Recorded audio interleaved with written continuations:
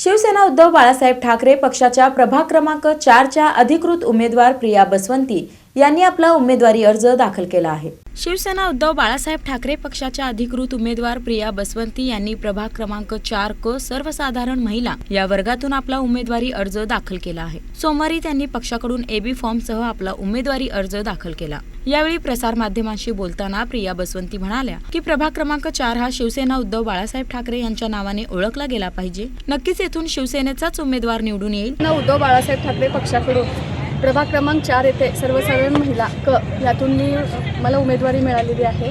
आत्ताच मी माझा AB form सहित माझा फॉर्म दाखल करून पोचपावती घेऊन बाहेर पडलेली आहे। तर शिवसेना उद्धव बाळासाहेब ठाकरे पक्ष हा प्रभाग क्रमांक 4 मधनं शिवसेना या नावाने ओळखला गेला पाहिजे इथून पुढे, आणि शिवसेनेचा उमेदवार तिथं निश्चितच निवडून येणारच। आणि मी खात्रीपूर्वक सांगते की मी स्वतः प्रभाग क्रमांक 4 क मधून मी निवडून येईल।